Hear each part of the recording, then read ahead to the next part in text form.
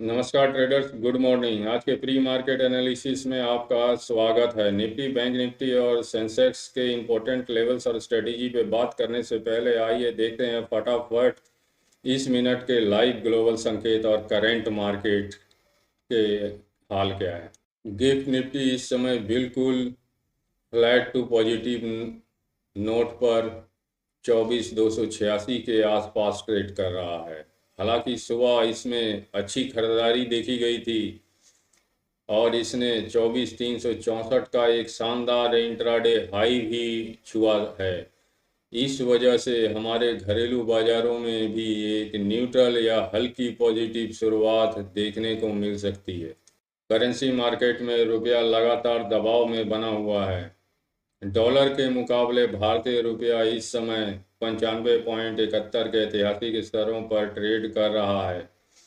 Dollar की यह record मजबूती एफआई के आउटफ्लो को बढ़ा सकती है, लेकिन आईटी और फार्मा शेयरों को आज इससे सपोर्ट मिल सकता है।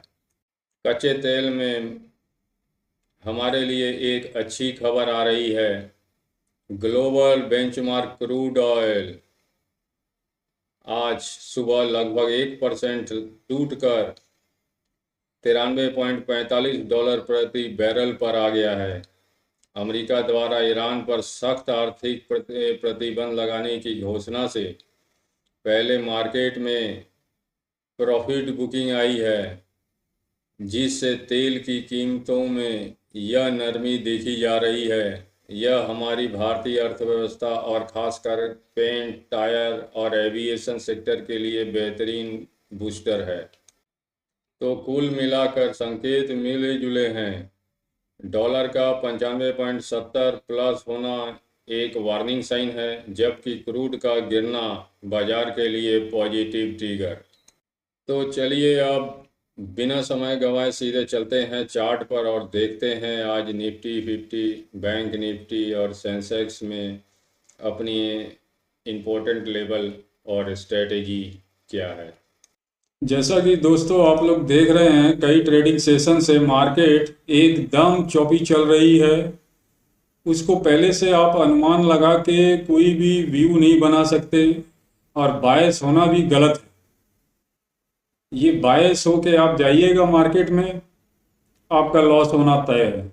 आप सिर्फ मार्केट जैसा कंडीशन दिखाएगी, आप उस हिसाब से रिएक्ट कर सकते हैं। ये एक रास्ता है इस मार्केट में सरवाइव करने का, अपने कैपिटल को बचाने का। और अगर हाई प्रोबेबिलिटी ट्रेड हैं तो आपको दिखेंगे।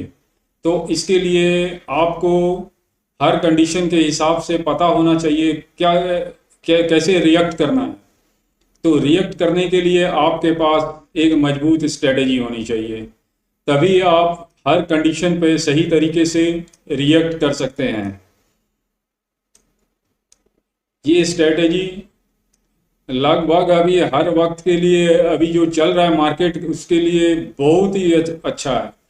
इससे आपको कैपिटल भी बचेगा और हाई प्रोबेबिलिटी ट्रेड भी दिखेंगे। मान लिए मार्केट एक कंडीशन दिखा सकती है, खुलते ही एक तरफ अपसाइड को मान लिए गई और किसी इंपॉर्टेंट रेजिस्टेंस पे जाके इसने रिवर्स किया और वहां पर जाके ये रेंज बनाने लगी। कुछ नहीं करना है, सिर्फ अपसाइड यहाँ घूमी है, वहां पर रेंज मार्क कर लीजिए, नीचे रेंज मार्क कर लीजिए। और रेंज जब तक उस प्राइस उस रेंज में रहेगी, रेंज को अपसाइड डाउनसाइड ब्रेक नहीं कर रही है, कोई रिएक्ट नहीं करना है। अपसाइड अगर कोई अच्छा प्राइस एक्शन दिखाकर अपसाइड को मूव करती है तो उस पर हम लोग देखेंगे, कोई संभावना बनती है तो देखेंगे। और डाउनसाइड भी वैसे ही अगर प्राइस रेंज तोड़ के अगर जाता है तो उस प्राइस एक्शन पे हम लोग देखेंगे कैसा रेंज ब्रेक करके जा रही है। कोई अच्छा सा बैक टू बैक अगर ऊपर जा रही है, मेरा कहने का मतलब अगर अप साइड जा रही है तो बैक टू बैक बाइंग आ रही है कि नहीं, और नीचे को तोड़ के अगर जा रही है तो बैक टू बैक सेलिंग आ रही है कि नहीं, और रिटेस्ट हुआ कि नहीं, ये खास देखेंगे। उसके बाद हम लोग सोचेंगे क्या करना है। यहाँ पर अगर ऐसे रेंज जैसा मैंने कहा अभी, अगर वैसे अगर कंडीशन मिलती है तो यहाँ हाई प्रोबेबिलिटी ट्रेड दिख सकते हैं। वैसे अपसाइड में एम पैटर्न बन सकता है, जो बियरिश रिवर्सल पैटर्न होते हैं, हेड एंड शोल्डर है, ये भी बियरिश रिवर्सल पैटर्न है। इसका नेक लाइन को जब रिटेस्ट करके डाउन साइड को निकलता है तो हाई प्रोबेबिलिटी ट्रेड बनते हैं स्ट्रेटेजिकली। तो अगर ये हेड एंड शोल्डर भी अगर नेक लाइन तोड़ के दोबारा अगर रिटेस्ट करके डाउन साइड को आता है तो high probability trade down side के दिख सकते हैं बेयरिश। और वैसे ही डाउन साइड में अगर कहीं जाके किसी इंपॉर्टेंट सपोर्ट लेवल पर अगर रेंज बनाता है तो तुरंत रेंज जहाँ जहाँ से घूम रही है वहाँ से अप साइड डाउन साइड, जहाँ से रिवर्स कर रही है अप डाउन, वहाँ पर हमने रेंज मार्क कर लेना है। और बस जब आप प्राइस एक्शन का इंतजार करना है रेंज के टूटने के। अगर range up side down side टूट के रिटेस्ट होकर अप साइड डाउन साइड को फिर वापस जाता है तो वहाँ प्राइस एक्शन की संभावना हम देख सकते हैं हम लोग।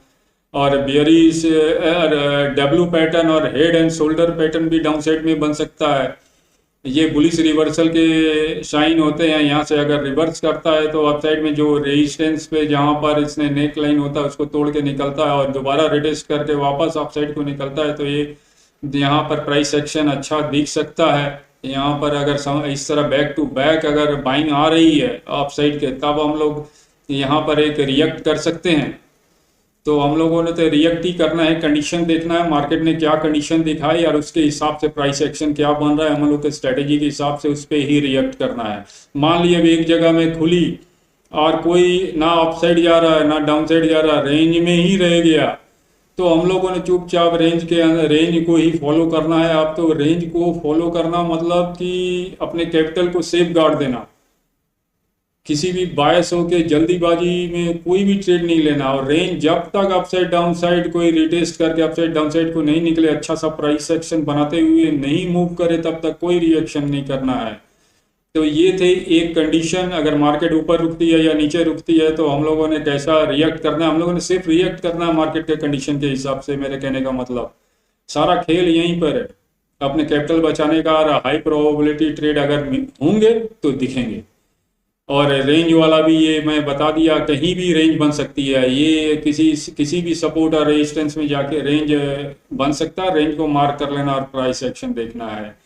और ये पैटर्न भी बता दिया। और एक कंडीशन, मार्केट गैप अप खुल सकती है, गैप डाउन खुल सकती है। एक गैप डाउन खुले या गैप अप खुले, हम लोगों ने 10 बजे तक का रेंज को मार्क कर लेना है। जिधर up side down side price action तोड़ के निकलता हुआ दिखे, बैक टू बैक बाइंग या सेलिंग, उस हिसाब से हम लोग को दिखे अच्छे प्राइस एक्शन के हिसाब से, उस तरह से हम लोग को अपने संभावित ट्रेड पे रिएक्ट करना है। तो ये थी एक स्ट्रेटेजी। और एक बात, अगर किसी भी एक इंडेक्स में आप पोजीशन बना रहे हैं कि सोच रहे हैं, तो पहले देख लें कि दूसरे जो इंडेक्स है यानी कि निफ्टी बैंक और सेंसेक्स तीनों अलाइन है कि नहीं। अगर अलाइन है तो उस पर विश्वसनीयता बढ़ती है। एक स्टेप नेक्स्ट लेवल में मेरे कहने से विश्वसनीयता आती है। और अगर तीनों अलाइन है कि नहीं ये जरूर देखें। जितना आप यहाँ पर कंडीशन को मिलाकर देखेंगे और उतना आपका ट्रेडिंग साइकोलॉजी अच्छी होगी और आप गलतियाँ नहीं करेंगे, आप सही ट्रेड में ही रहेंगे। तो ये थी स्ट्रेटेजी। अब चलते हैं इंपॉर्टेंट लेवल्स देख लेते हैं क्या क्या इंपॉर्टेंट लेवल्स है, क्योंकि बिना इंपॉर्टेंट लेवल्स के वैसे ही है जैसे बिना ब्रेक के गाड़ी चलाना। इंपॉर्टेंट लेवल बहुत जरूरी होते हैं। कोई भी रेंज, कोई भी पैटर्न किस इंपॉर्टेंट लेवल पे बनता है ये जानना भी जरूरी होता है। तो आइए चलते हैं इंपॉर्टेंट लेवल्स देख लेते हैं। सबसे पहले सेंसेक्स पे चार्ट में चलते हैं। और ये सेंसेक्स के चार्ट का ये स्क्रीनशॉट जल्दी से ले लीजिए, बोलने में टाइम लगेगा। ये ऊपर की पीली लाइन हायर सेलिंग जोन है और नीचे हायर बाइंग जोन है। पीली लाइन जो है जो मार्क किया आप नोटिस कर लें, इसे अपने डिवाइस में मार्क कर लें पूरे चार्ट को, ताकि आप लाइव ट्रेडिंग सेशन में आप सही डिसीजन लेने में आपको आसानी हो। तो यहाँ पर ये जो पीली लाइन है यहाँ पर मार्केट रुक सकती है या रिवर्स कर सकती है, ऊपर जाती हुई चाहे नीचे जाती हुई रुक सकती है, रिवर्स कर सकती है। तो यहाँ पर आप सावधान रहे। 77,348 से 77,749 के बीच में नॉन डायरेक्शनल रह सकता है। यहाँ पर आप शांति बनाए रखें। लेवल्स टू लेवल जिधर सस्टेनेबल टूटेगा उधर प्राइस एक्शन को आप ढूंढें। बैंक निफ्टी का भी आप स्क्रीनशॉट जल्दी से ले लें। और ऊपर की पीली लाइन हायर सेलिंग जो है ना, नीचे हायर बाइंग जो है ना, यहाँ पर प्राइस रुक सकती है, यहाँ पर प्राइस मूव करके आती हुई रिवर्स कर सकती है या फंस सकती है, थोड़ा सावधान रहें। 57,450 से 57,809 के बीच में नॉन डायरेक्शनल रह सकता है। आप इस बीच में शांति बनाए रखें। लेवल्स टू लेवल जिधर सस्टेनेबल ब्रेक करेगा आप उधर स्ट्रेटेजी के हिसाब से आप संभावित ट्रेड को ढूंढे तो ज़्यादा अच्छा रहेगा।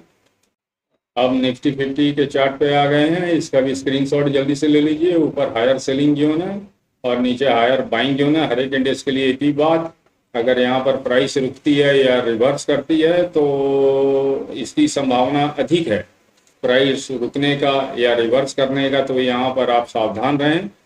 24,163 से 24,295 के बीच में नॉन डायरेक्शनल रह सकता है। आप इस बीच में सावधान रहे तो अच्छा है, या यहाँ शांति बनाए रखे तो सबसे अच्छा है।